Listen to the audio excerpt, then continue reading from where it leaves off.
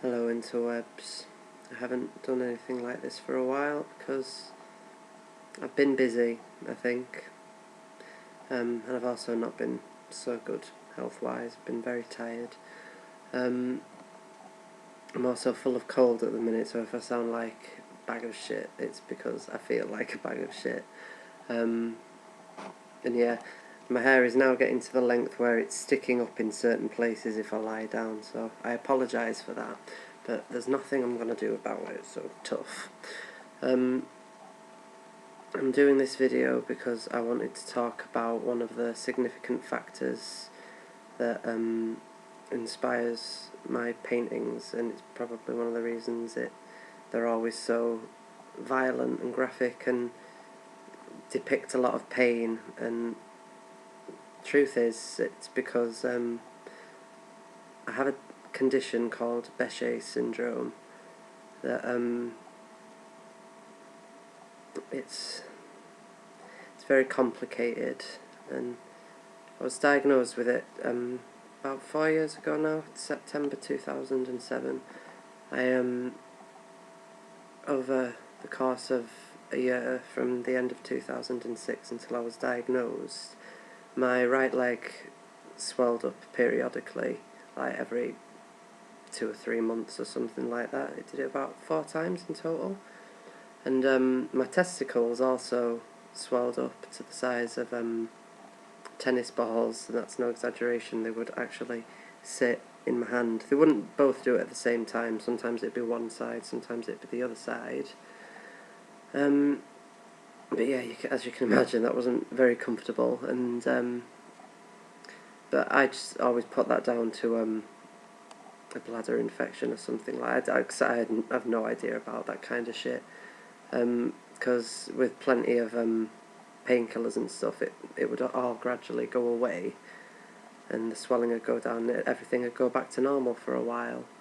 But no, after about a year, my leg got so bad and so swollen that I couldn't actually walk on it, and my dad forced me to go to hospital, which pissed me off because I hate hospitals and doctors. It's kind of a little phobia that runs in the family because nobody else likes them.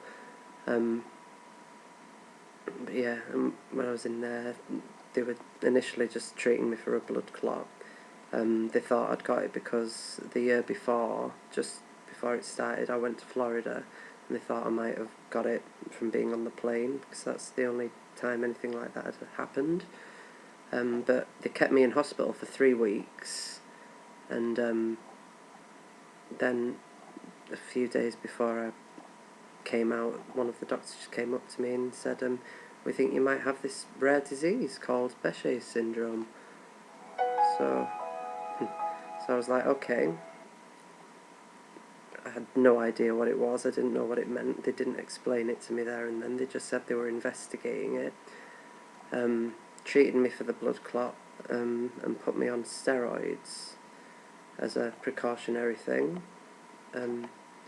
Then I was also put on blood thinners for the blood clot, obviously, and I was told I was going to have to come and see a nurse and get my blood checked. It's called an INR test, to make sure that my blood wasn't too thick or too thin. And when I came in to see the specialist about a week later as an outpatient, he was talking to me as though I already had the disease, and I hadn't actually been told that I had been diagnosed with it, but at this point I obviously had, because he told me I had it. So it was a weird thing to take in, because he explained about the disease, what kind of things it can do to you, and basically my way of summarising it to people who ask about it, like at work and stuff, is my immune system overworks, basically, and attacks my own body, which can make me very, very, very ill, and it also makes me very tired all the time, which people still, even now, they don't ever get their head around. If I'll come home from work and I'll literally pass out on the sofa because I'll just be so tired, and people give me all the, oh, you're just being a lazy bastard shit, and I'm not the type who will sit and whinge and say, oh, I've got a debilitating illness and I need sympathy, blah blah blah blah blah. It's those kind of people piss me off, but I do usually just tell them to go fuck themselves and leave it at that. That makes me feel a bit better. But apart from making me lethargic, it obviously when I was first diagnosed, I got really, really bad skin because I was put on steroids, which are immunosuppressants, and well, even I'm still on them. I was only supposed to be on them for 6 weeks. The NHS has fucked off and fobbed me off God knows how many times, like in regards to medication. So obviously I've been on them for 4 years, and my bone density has gone down because well, they reduce it, which is one of the reasons you're not supposed to be on them long term, because they can be very, very damaging to your body. The main thing that they do, though, that I really don't like is that they will give me enormous blisters, literally like that big, all over my body, like on my face, on my neck, on my head, on my ass, on my legs, my knees, my arms, my hands, my balls, everywhere, even on my toes. Obviously it's not as bad as it was when I was first diagnosed, 'cause I was literally covered head to toe in big red enormous blisters. It was so painful. Like I wouldn't be able to lie down in bed because it would be that, uncomfortable.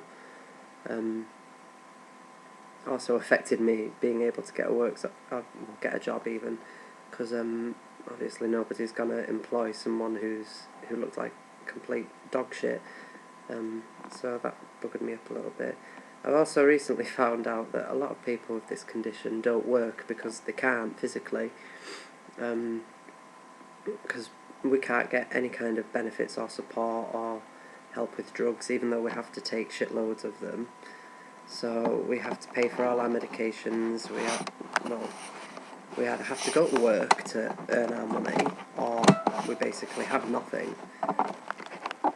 Which I suppose I'm not too bitter about that really, because I like to earn my own money, but it is a little bit disheartening to know that we are kind of fobbed off and put to the side sometimes, because there are times when I literally cannot get out of bed because I will be stiff, or I'll just be so not there that I can't get up,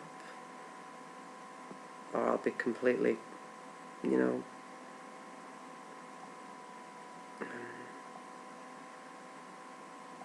just not in the right frame of mind to do anything. Sorry about that. My sister decided to come into the room and have a fag. Well, not in the room, but outside the back door, which is over there. But I'm not very good at talking like this when other people are around. I always wait until I'm completely alone before I make videos or anything. So yeah, I turned it off. 'Cause, yeah, I had stage fright. But as I was saying, oh shit, I don't know what I'm saying. Let me just go back to the other video and check where I was.